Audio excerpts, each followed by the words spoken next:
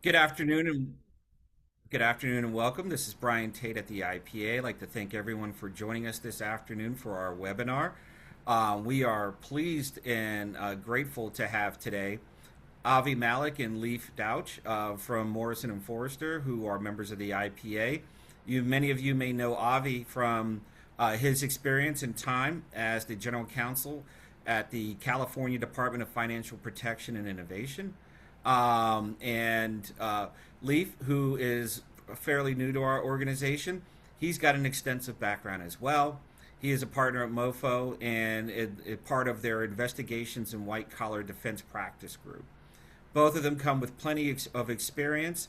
They are here today to talk about the new California Business and Consumer Services Agency and some of the issues that may go along with this new agency, especially with their new leader, former CFPB Director Rohit Chopra. So there's a lot of things to cover this afternoon. I want to thank Avi and Lee for joining us. I am going to put their extensive bios in the chat for everyone to review. But now I'm going to turn over the floor to Avi and Lee. Gentlemen? Thanks so much, Brian, and Team IPA. Thank you all for joining. What we'd love to do is just very briefly go through the presentation, and Leif and I will then introduce ourselves with a little bit more context, and then we'll dive in there. But as Brian noted, we have a new agency in California. In some ways, it is entirely new with new leadership, absolutely. In other ways, it follows off of a structure that has existed for a long time. But the big takeaway here is we have a consumer-only agency in many ways that sits above DFPI, which we'll get into, where I serve as General Counsel, and that it'll likely show an increasingly muscular California approach.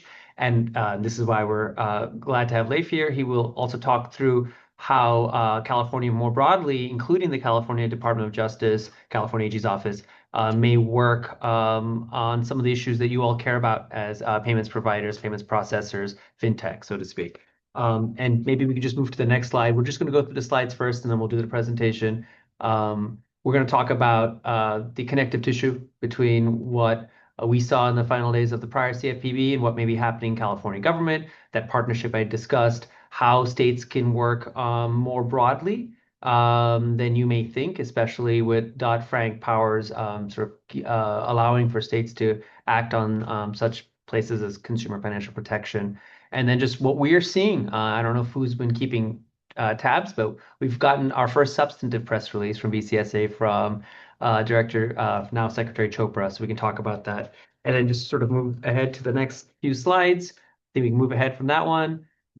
We will talk about some areas that you all as providers and partners may be very interested in, be it earned wage access, buy now, pay later, be it the wonderful world of digital assets and crypto, and of course, cybersecurity and privacy and AI. This is a good point. As you all hear our overview, feel free to drop questions in the chat. We'll try to turn to it naturally, and we'll also devote a good amount of time at the end for the discussions and potentially, hopefully, give you back some of your time so you can maybe see the second half of a very spirited game that's happening.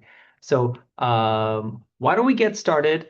I'll introduce myself and then turn it over to Lee for him to introduce himself, and then I'll give you the big overview. As Brian noted, and you can take down the slide if you like. My name is Avy Mallik. I am a partner at MoFo in the San Francisco office. I worked in government for many, many years.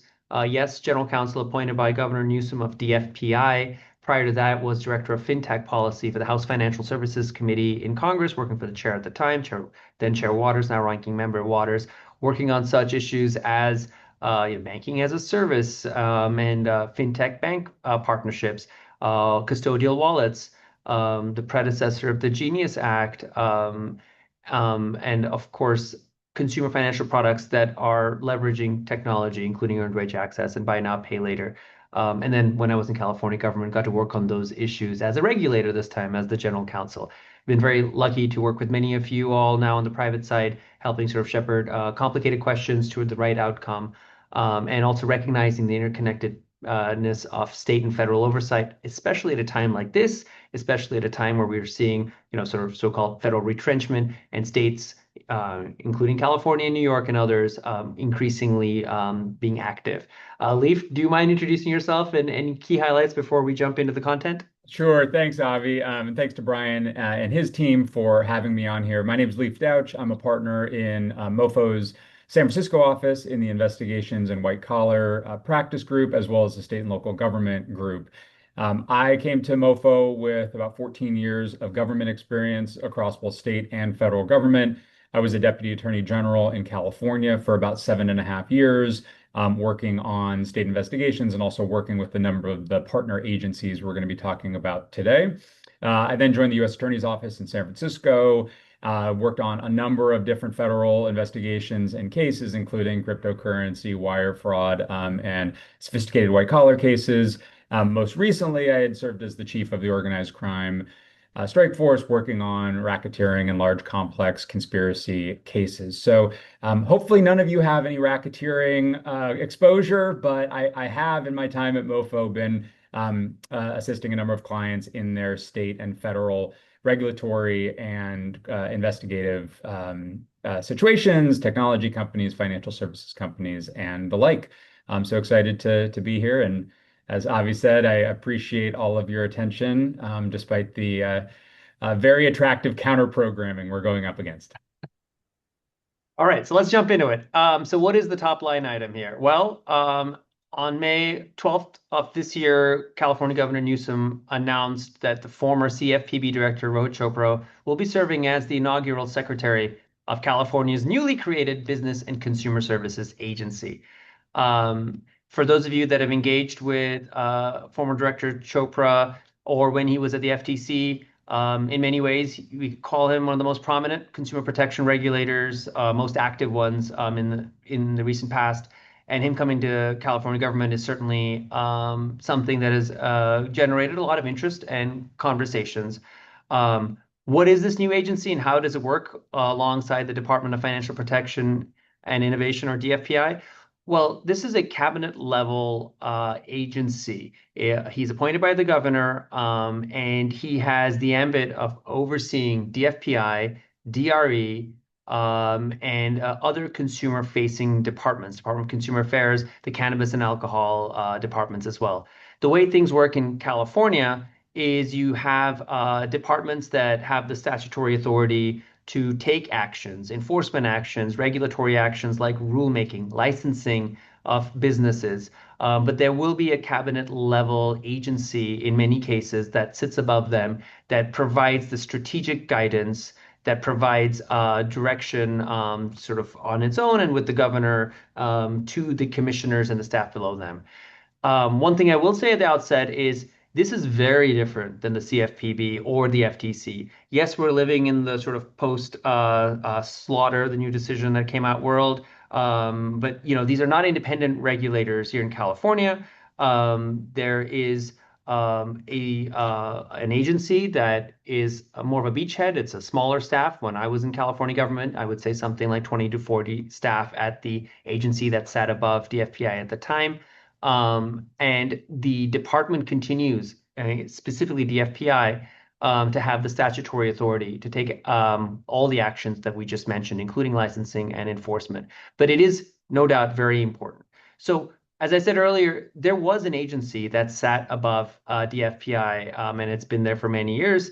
This is nothing new. However, it is a reorganization. So BCSA, it comes from BCSH, which was the Business, Consumer Services, and Housing Agency. It has been split into two separate cabinet agencies. The real thrust, I would say, the top line is not necessarily, and yes, consumer protection is very important, but that is not necessarily the main reason. What is the main reason here in California, I would say, is the housing and the homelessness crisis. So it was recognized over a lot of discussions over a process called the California's Little Hoover Commission, that there was a recommendation to create a standalone agency to address homelessness and expand housing. There was also a standalone agency that now oversees all the consumer-facing and licensing agencies, including and especially DFPI. So we've had something like this in years of the past. I would say, sort of in all honesty, DFPI has been pretty empowered to take the lead in these matters of consumer protection and financial services and fintech for ever since its inception in 2020 and the predecessors. Before that, DBO, DOC, and DFI. But now you have a situation where you have a more specific agency focused on DFPI matters, and you have a more muscular approach to it. Speaking of that approach, when you look at the governor's announcement, he talks about a couple of issues that is important to all of us, including junk fees, consumer data rights, algorithmic data decision making, non-bank supervision, and sort of fintech activities. This is also I would say, very much reflected in the BCSA, the new web page, the things that we're seeing coming out of that office. We would expect that some of those issues will be a priority of this new agency, but that they would have to work in close concert, in coordination, and statutorily through DFPI. So I want to talk about a couple of key points here. One is, as I've noted before, while we are talking about a new agency that has a more strong focus on consumer protection and financial services regulation, the power sits within and remains within my former department, DFPI. Nothing about DFPI statutory authority has changed. The DFPI commissioner still has the authority given to it through the wisdom of the California legislature to license all sorts of providers. Yes, we're talking about banks and credit unions, but we're also talking about money transmitters. We're talking about broker-dealers, investment advisors, a whole mortgage originators. DFPI continues to have the supervisory authority. So to the extent you all are operating in California and are licensed by DFPI, you will continue to have those touch points, examinations, investigations, enforcement actions, and very importantly, regulations. The rulemaking process, all of that continues to come through DFPI. So BCSA is not here to replace DFPI, but with Secretary Chopra, you are going to have more coordination in all likelihood, and sitting above DFPI, a direction to sort of coordinate policies, priorities, and strategy across multiple departments. So it's not a new regulator, it is a new coordinating structure, and it is sort of empowered to act in the space that we all are in. As a reminder, why are we here? Why are we talking about California? Well, it is, yes, a state of 40 million plus. It is, yes, depending on how you count it, the fourth or fifth largest economy globally. It also really has provided a lot of direction to other states, and as you may could see or argue, stepped in where there have been perceived gaps from the federal government. So keep in mind, in 2020, California passed the California Consumer Financial Protection Law, which gave it broad UDAP authority, unfair, deceptive, abusive acts or practices over consumer financial product offers. That has been further refined this last legislative session to cover California banks and other entities. So it's not carving, the carve-outs have sort of become more minimal. Relevant to many of you, this is also the department that does the non-bank lending compliance under the CFL, the California Financing Law. All of that and the direction that California government, DFPI, or BCSA takes will inform potentially other states as they're looking to expand their UDAP authority, as they're looking to step in potentially in looking at banking as a service, bank fintech partnerships, non-bank lending, which may be relevant to you all, payment transmissions, certainly. A couple of quick other highlights. California has, in many ways been at the forefront of areas that has generally been unpacked on the federal level. And here I'm talking about DFAL. The Digital Financial Assets Law was passed in 2023 with an effective date for its licensing of July 1st of this year. So just 15 days ago. And this is a law that, I'm very intimately familiar, having to sort of lead the implementation at the staff level. But you're broadly requiring digital assets companies that are in the world of exchanging digital assets and doing third-party custodial wallets, crypto kiosks, and related matters to be licensed by California, to be licensed specifically by DFPI. And now you have an agency led by the former director of the CFPB that will have a wealth of data to then decide what to do, whether it needs to be additional public policy-minded engagements with the digital assets world, with the traditional finance world, and to do it through DFPI or on its own. I would like to talk about state coordination and also invite Leif to share his thoughts from the California DOJ, how it works with state regulators, and of course how the the AG ecosystem works with each other, especially in a moment of perceived federal retrenchment. A couple of quick thoughts. Just remember, even though you may, think of California as one of 50 states among 50 states and 6 territories, the states are always talking to each other, and there are formal processes here. In my world, CSBS, the Conference of State Banking Supervisors, for essentially the prudential-minded activities, very prominent. California is very much on all the committees. There's a lot of engagement. So there's information sharing, including, of course, through statutory abilities where you can share confidential supervisory information, but also informally where you're seeing trends. So to the extent that you're dealing with another regulator, please keep in mind that they have some ability to talk to each other, and they do talk to each other. So you may want to see what's happening in California because it might affect you in Iowa, it may affect you in New York. Similar for those of you that are working in the security space. NASA, not the space agency, but the North American Securities Administrators body, they are, I would say, more active than ever, working on all sorts of policy initiatives, dealing with federal activities, including crypto and Clarity Act. And working in a coordinated manner on enforcement, on rulemaking, on putting together model laws. So it is important that you, I would say, follow along with what California is doing, MTRA for money transmission as well.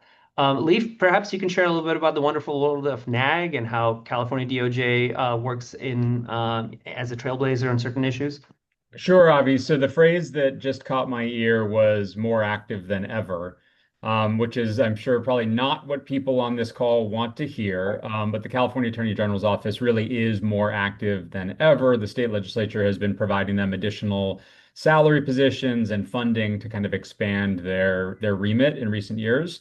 And as Avi certainly is familiar, and I imagine many people on this call are, the California AG's office and state agencies like DFPI, like the California Privacy Protection Agency, they have this kind of hand in glove approach and work, fairly collaboratively together. DFPI and the Cal AG in particular, going back to the enactment of the Consumer Financial Protection Law in California back in 2020, it established some overlap, but also some independent lanes for the two agencies to do their work focused on unfair, deceptive, or any abusive practices in the space. So you're going to see DFPI focused on, licensing, supervisory, administrative functions primarily, and then the AG's office really focused on broader civil litigation, consumer protection claims, and, at the end of the day, potential criminal exposure.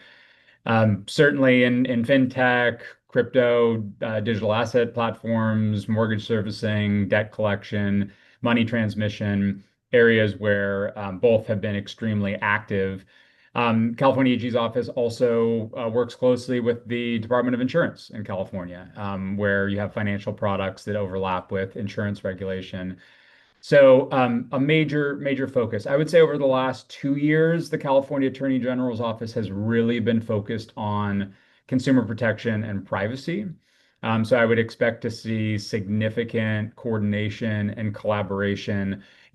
Unlike sometimes this like tug of war or turf battle that you see between federal regulators and state regulators, at the state side, you see a lot more collaboration. I think the recognition is that there are fewer resources on the state side, and so they are more than willing to kind of take a back seat and let another state regulatory agency run with something if they want, or pool resources and work together. So on the consumer protection side, with this new California Privacy Protection Agency over the last couple of years, it seems like every month there's a new press release announcing a seven-figure settlement of some company that they allege, didn't honor their users' privacy rights, whether that was not providing an opt-out on their website, not honoring the opt-out, anything involving location data, biometrics, anything that could be deemed mass surveillance, facial recognition, license plate readers. All of those are major areas of focus for the state AG's office and for the Privacy Protection Agency. And you see big companies and small companies get kind of swooped up in this, and everything from Disney to Tractor Supply and everything in between. Algorithmic pricing, surveillance pricing, major issue for Attorney General Bonta. Earlier this year, he announced an investigative sweep of really kind of broad of entire industries, retailers, grocers, hotels, delivery apps, any sort of sector that could be using personal information to set individualized pricing. That's something you see in California, but also states like Colorado, and other areas where the state AGs are working really collaboratively together. There are a couple of different nationwide organizations that you'll see kind of coordinate those efforts. NAG is one that Avi mentioned. Very unfortunate acronym, but it stands for the National Association of Attorneys General. And you will see more on the kind of bipartisan side of things, 20, 30, 40 plus state AGs coming together to bring multi-state investigations and actions, writing advocacy letters to Congress, and to federal agencies, taking positions on legislation, opposing, supporting. So NAG is definitely an area to be an agency to be aware of. More on the kind of bipartisan push. And you do see in areas of privacy, consumer protection, surveillance, biometrics, you see more bipartisan coalition building than you might expect in some of the other more politically charged areas.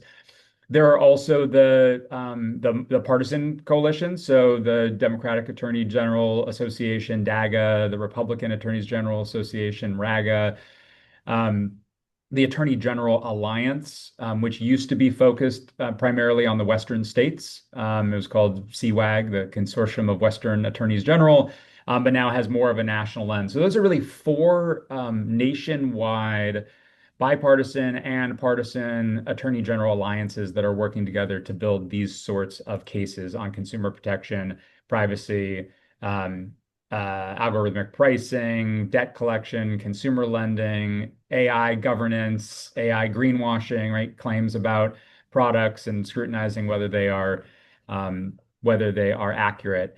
Um, I'll save some of the other like enforcement agenda areas where we've seen a lot of activity until later in the presentation, as well as some specific guidance for how to think of this if you do get an inquiry from an attorney general. But I'll just flag just to bring it back around to Secretary Chopra and ping pong it back to Avi. There is every reason to think that there will be a kind of warm and collaborative relationship between Secretary Chopra and AG Bonta. So earlier this year, when there were efforts in DC to really scale back the Consumer Financial Protection Bureau at the federal level, AG Bonta spearheaded a letter that a number of AGs signed on to, rejecting and opposing those efforts to scale it back, standing up for the mission of the CFPB, highlighting some of the work that and initiatives that they had done under then Director Chopra's leadership. And so, when they do sit down, I'm sure they've already sat down together in the same room in these new positions leading state agencies. There are going to be warm feelings and already kind of an existing well of goodwill to draw from. And I'm sure, without telling any tales out of school, that they are looking for issue areas and cases to investigate together and to announce in tandem. That's certainly what they've been doing with the California Privacy Protection Agency and the state AG, announcing press releases together, initiatives together, and I would expect to see the same level of collaboration between those two at the top. Avi, back to you. Yeah, one observation from Leif that I agree with: less turf battles, more collaboration. Of course, it never works like that in the real world, but I think that's going to be a through line the next couple of years. Also noting the public record here, of course, we have an election in California. Some of you may be wondering, does it matter that we have Secretary Chopra? One observation: we've got two candidates in the fall. One of them is the 33rd Attorney General, former Attorney General, Leif served under him, in Javier Becerra. I imagine everything that Leif said will be even more true next year, where you have a former Attorney General working closely with Rob Bonta, who's also up and seems likely will move forward. Of course, none of us know what will happen in November, but if that is the direction we're going, it does seem like more California DOJ, California AG, and the broader AG ecosystem working with the financial regulators that you're familiar with. And Avi, I'll just foot stomp that even more, which not only was Javier Becerra the Attorney General of California, He was also in Congress at the time that the CFPB was being established. He was a cabinet official, at the same time that Director Chopra was in office. So, there's every reason to think that there would be continued collaboration and kind of support for this appointment under Governor Newsom should Javier Becerra become the next governor of California. Yeah, and one thing that I observed in California government is unlike in the federal government, political appointees do stay on, and in fact, I saw folks that stayed on from Governor Schwarzenegger to Governor Jerry Brown across party lines. So it is a different culture in some ways than what we're used to in the federal level. So for those of us or those of you that are wondering whether this is a period of 6 months or a period of couple of years, anything can happen, including Secretary Chopra remaining on in this role or doing something else in California government, or of course moving on as the new governor decides how to build out his team. A point I want to make on the areas of focus that we think could be coming our way, looking again at the press release, looking at the priorities that are relevant to you as IPA members. Everything broadly in the fintech space, things I mentioned earlier, and sort of consumer-facing products that are leveraging technology that deal with the transmission of money, that deal with PII and sensitive personal information. One thing I'd want to note is that when Secretary Chopra was the director of the CFPB, they put out a report towards the end of his time, and it was entitled Strengthening State Level Consumer Protections. It has a good, I would say, maybe playbook of priorities. Some of it is relevant to California and some of it not, and I'll tell you why in a second. But it talks about banning abusive practices in state law to end schemes that obscure product features and power imbalance, ensuring that attorneys general have adequate investigatory authorities, removing evidentiary hurdles for plaintiffs so that there is a way to proceed with monetary harm, and collecting on that, ensuring that consumer protection law also protects businesses. And I think really here they meant sort of the small business oversight, sort of building off of what we're seeing with consumer law, authorizing forms of private enforcement, private right of action essentially, and banning common schemes in the modern economy, junk fees, abuse of personal data. These are the enumerated sort of top line points that came out of that report. Why California may be unique is the things I mentioned earlier in that the California legislature put together DFPI in 2020, provided the UDAP authority. The California DOJ has been very forward thinking, so some of the powers already exist in a way that other states are ramping themselves up. There's also Section 1042 of the Dodd-Frank Act that is principally saying state attorneys general, state regulators, are able to enforce UDAP. They can use the CFPA's prohibition on certain activities, but states can do more. So this is sort of the mindset that he's coming into as BCSA comes online and operational. Where could they choose to focus their areas of interest? Well, I mentioned earned wage access and I mentioned BNPL. On earned wage access, for those of you that partner with earned wage access companies or have product offerings or are considering this has sort of been solved by California government, and I was the general counsel at the time, through the CCFPL registration regime. So earned wage access companies, if they're covered, need to register with DFPI, subject themselves to examination, subject themselves to supervisory activities, but are able to operate outside of the rate cap regime that would have otherwise applied. I mentioned this to you because while it is solved and while some of you may say this has caused more headaches, but what I've heard is everyone sort of understands the rules of the road and the products can be there. Certainly, BCSA can take another look. More likely, certainly DFPI can decide to do more intensive supervision and enforcement if needed, but using the existing regime. There's also a possibility that something new comes about, a new approach, but that would likely need legislation, and that might be something that is more of a 2027 project. Keep in mind, CCFPL registration is a 4-year window. It sunsets, and the idea is at that point, DFPI, BCSA may go to the legislature and say, we need something permanent, we need a licensing regime. So that could happen.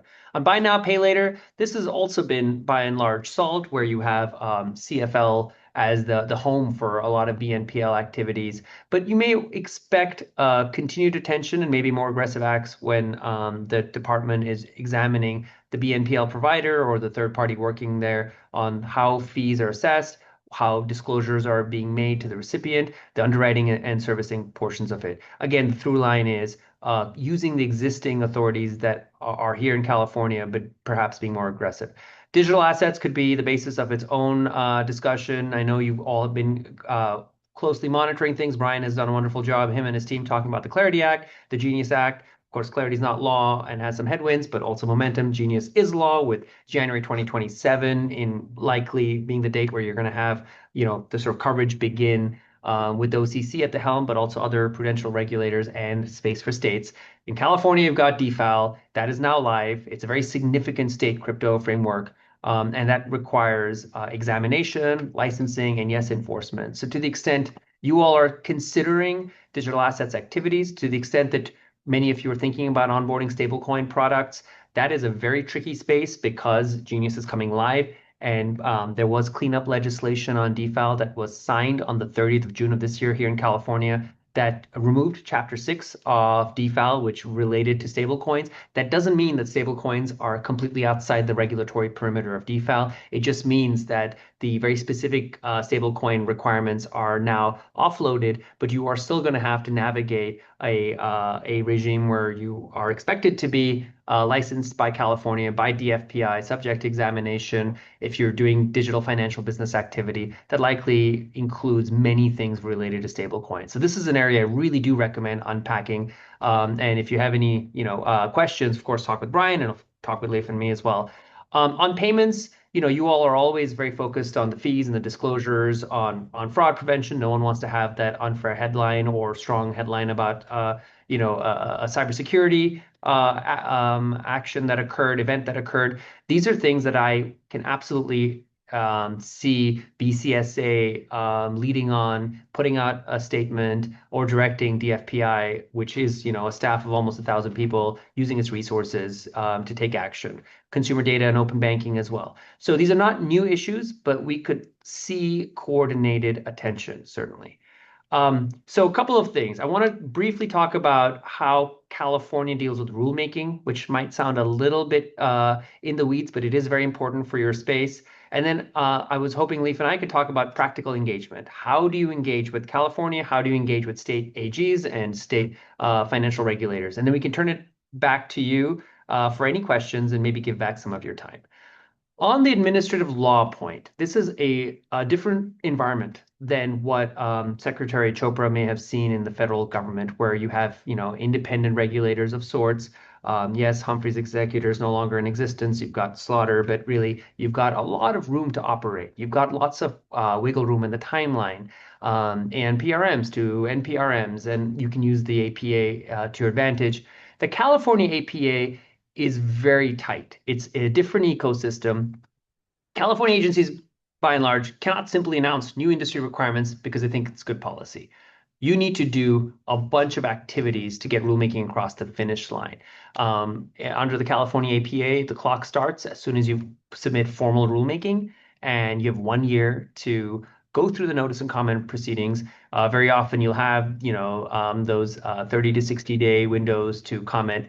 It is very important if your products and services are being implicated in proposed rulemaking coming from DFPI that you think about engaging, writing that comment, requesting a meeting, because it's going to certainly move the needle, and you might be able to get some positive outcomes.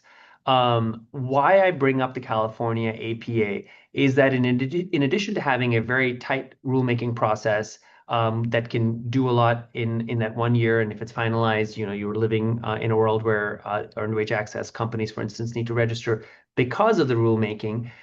DFPI, as the entity that would have to do the rulemaking, has to make sure that they offer through the California APA a process to weigh in and do the activities if they're touching a space that is a broader than a specific target. If it is touching a space that affects the market more generally, they are not able in many ways to put out a press release saying from now on a certain payment provider has to fill out this other form or has to subject themselves to a rate cap.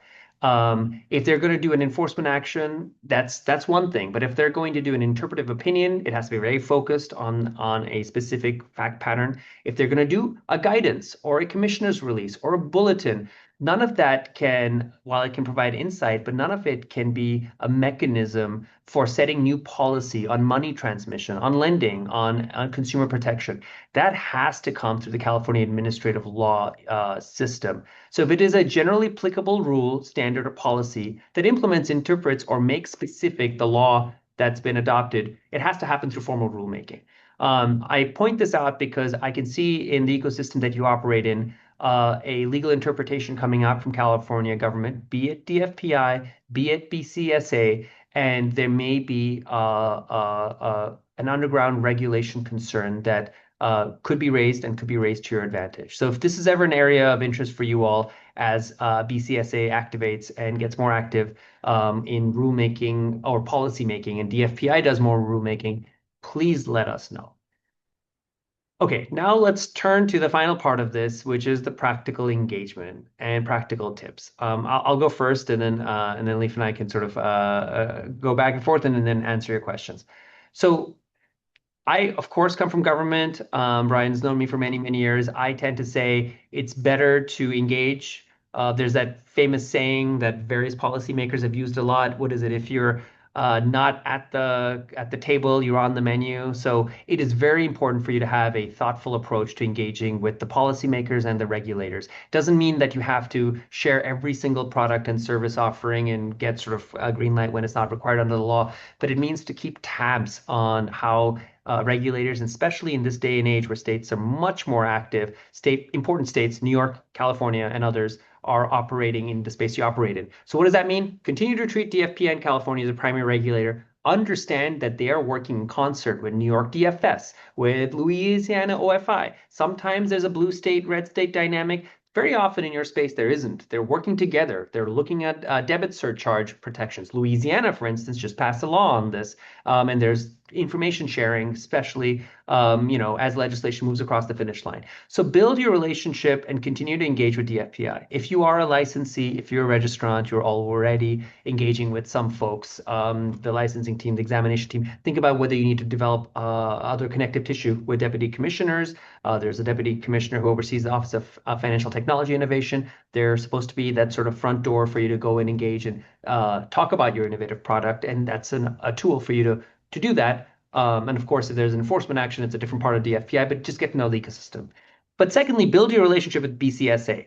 My experience in California government is that it's been a small, tight team that overarchingly brings a broad steer to the departments that they oversee. That'll likely continue, frankly, because it's hard to go from 20 to 30 people to a much larger number tomorrow. And with a smaller team, you can only do so much. But it is very important that you know who's at the helm at BCSA, what the key staff are focusing on, so that when needed, you can escalate. When needed, you can go to them, but continue to work with DFPI. Thirdly, take a look at who's communicating and how they're communicating. So, I went through this morning all the DFPI press releases. A lot of it were pointing to enforcement actions, fraud prevention, things that we all sort of care about, folks being harmed.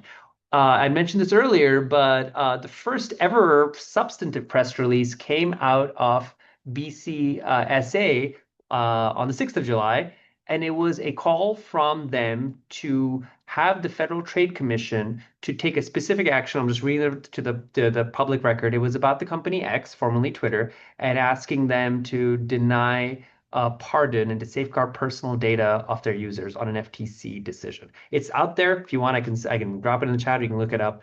So this is to say that they're going to pick and choose their lanes. Keep an eye out on whether BCSA starts talking about money transmission, payments platforms, privacy. If so, this is going to be part of a larger initiative.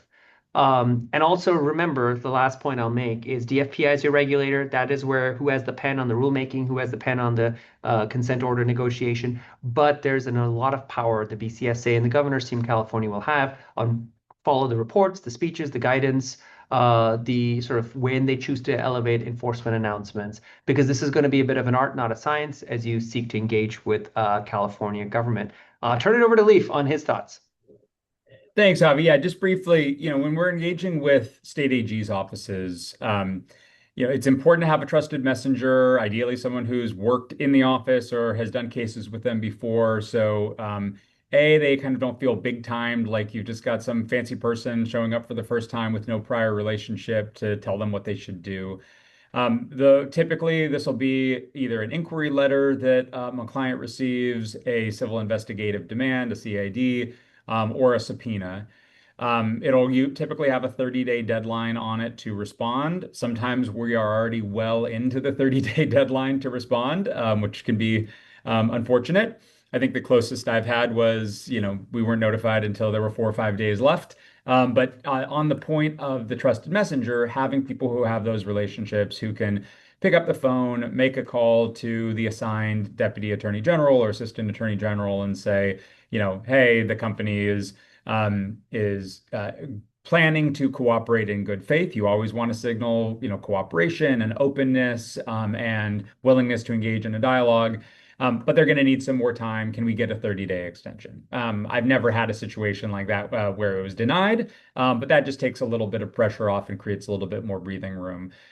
Couple things we want to do with that additional time. You want to keep this non-public, if possible. So that's less of a concern in California. I have not seen as many press releases or press conferences when there's just like a CID or a subpoena or a letter issued. Sometimes the press does get a hold of these things, but it's typically not the regulators who are drawing attention to it. That's different from when an actual lawsuit is filed or criminal charges are being brought. Then certainly there's going to be, or there's a settlement in the case. Certainly there'll be press attention there. In other parts of the country, though, there will be more media forward regulators or AGs who, just with the issuance of a subpoena or a CID, will hold a press conference or issue a press release about that. Our goal is to always keep things out of the press and keep it non-public because probably even in the majority of these investigations, there ultimately is not a lawsuit, there is not a criminal charge. But having it be announced before that can still, cause reputational harm to the company. So get an extension, try to keep it non-public, narrow the scope to what is kind of tolerable for the company, tolerable for the client, but also gives the regulators and the investigators the information that they are looking for. Typically, they are open to a good faith discussion about how to narrow that. That's usually best done in a meet and confer, right? Either in person or over Zoom or Teams. Email, it's cold, context, and all of that and subtlety is lost. And so we always try to set up a meet and confer to be able to meet face to face and talk about ways to potentially narrow the inquiry. The other value of that meet and confer is it is typically the first opportunity for the company, for the client to be able to frame the issues in a way that is really fair to the company, and potentially can say to the regulator, look, we understand the general sector and the issues that you're looking at. These are not the droids you're looking for, right? These are what we do here. We're not consumer facing. We don't collect anyone's data. We don't transmit any financial services information overseas. We understand what you're looking for. Here are reasons A, B, and C why you shouldn't waste your time here. You should focus your limited resources in a different direction. And we've had success with that, right? The ultimate goal here, is a quiet walkaway. No reputational harm done to the company. No civil penalty, no concerns from investors or PE backers about what's going on. We keep it confidential. We address the regulators. We treat them with respect, provide them the information that they need, but the goal is that quiet walkaway. Sometimes as Avy has mentioned, you do have these parallel investigations. It could be civil and criminal.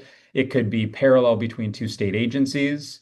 It could be DFPI in the AG's office. It could be Cal Privacy in the AG's office.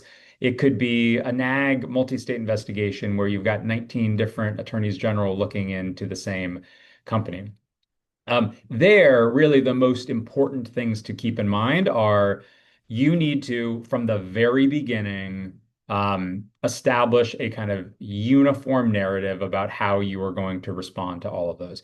You cannot do a piecemeal whack-a-mole sort of strategy where you are saying one thing to one regulator because you think that's going to be able to make that problem go away, but then you are committing to a framing or a narrative or asserting certain things that is actually opening up additional lines of exposure for you in front of a different forum, in front of a different regulator. So convening at the beginning, understanding the full regulatory exposure, and making sure that you are settling on a factually accurate, company favorable, uniform narrative that is going to work across the entire litigation profile is very important. One issue that I'll just flag where I've seen, companies run into trouble is just with privilege, right? So, you've got different privilege standards for attorney-client privilege, for work product privilege, for common interest privilege between the federal level and states, and even between states. And that's just one of those examples of you may have an assertion of a particular privilege and think that something is privileged because the primary purpose of it was for legal purposes and not business. And great, you win that battle. And, Avi mentioned Louisiana before. Great, you win that battle. But based on the arguments you've made and the assertions you've made about privilege, you've now exposed yourself. What if there's a different state that requires a heightened showing for the legal purpose as opposed to the business purpose? You've committed to a certain threshold and you've opened yourself up to the waiver of that privilege in a different investigation. So that's just one example of the sort of pitfalls folks sometimes can unwittingly walk into when they're not thinking about having a uniform, comprehensive narrative and litigation approach across a number of different parallel investigations. Back to you. All right, I think that is it from our part. We want to give back some of your time. For those of you that want to know the pressing answer to this question, it's 0-0.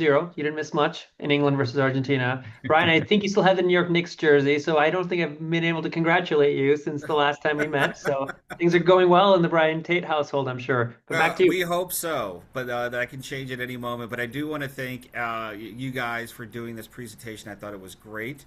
I do want to make sure that we give a quick opportunity to our members who would like to ask questions. Look, there's already something that popped up in I just sent the 2025 report to the extent you all want to see it. You have it there. I think you can find yourselves the DFPI and BCSA announcements that I referenced earlier. But any questions, any comments?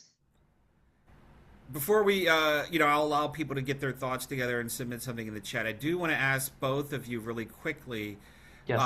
And I do think it's important because you did cover a lot of information. If you could just talk very briefly again about the difference between DFPI again and the new Business and Consumer Services Agency to make sure people understand the different responsibilities and authorities. Yes, absolutely. DFPI is your financial regulator created by statute that will be the enforcement agency, the licensing body, the supervisory body that you will continue to engage with. They're the boots on the ground. They are the cop on the beat.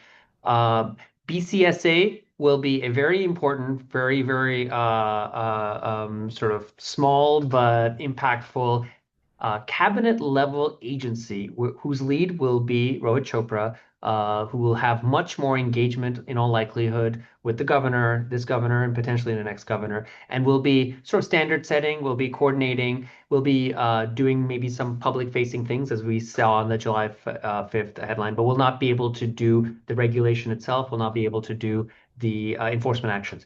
However, they will be able to set the tone, they will be able to do sort of big steers and looking under the hood, certainly through the check-ins that he will have with the commissioners of DRE, DFPI, the cannabis agencies, alcohol agencies, tell them to take a look at a certain part of the markets that they are overseeing. Perhaps even, if it's a high-profile matter, to speak very broadly here, get in the weeds and help direct certain litigation outcomes. So it is important. It's an important agency, even if the power continues to be DFPI. Just to maybe it's an imperfect analogy, but to jump off of Avi's kind of foot patrol police officer analogy, you've got the actual police department and the police officers doing the direct public engagement and enforcement work. And then typically you have a police commission overseeing that police department. that are setting policy, that are kind of doing public interface, that have some sort of broad, policy making steps, but they're not the ones. You don't have police commissioners in California going out arresting people. Now, police commissioner it's a tough word to use for someone like Brian as a New Yorker, because there I believe the police commissioner is the police chief. But in California, we have these kind of regulatory oversight commissions that you're not going to have a police commissioner actually go out and arrest someone. They're a civilian, but they are setting the policy tone and play a very important role in oversight over the police department. But the DFPI is the police department, and BCSA is going to be something like the police commission. Just as a quick follow up, and then I'll step back and allow others to ask questions, which is, and I don't know if there is a limitation here, but does Secretary, I have to get used to saying Secretary yes. Chopra, Yes. is he term limited, or he just simply serves at the pleasure of the governor, whoever So that may be? he does the check. I'll tell you the check and balances. He is serving at the pleasure of the governor. I was too. There's a small group of people in state government that are serving at the pleasure of the governor. They can certainly be pulled at any moment. All of you have worked with political appointees at Treasury and other places, in all likelihood. However, Brian, he does need to be confirmed by the Oh, California State Senate. There's a whole process. He has, unlike the federal system, he essentially has a year to go before his Senate confirmation hearing. He'll be prepped. He'll answer to that key committee, and then he'll go to a Senate floor vote. It is a formality in all likelihood, unless something blows up. And this is a very, one party is very much in power in this state, so I don't see any big challenges getting confirmed. no, that's great. I always like learning about different states' processes and what you have to go through. But I do, again, appreciate you guys for being here today. And again, I'll step back and I will request that those on the line, if you have a question, feel free to jump right in.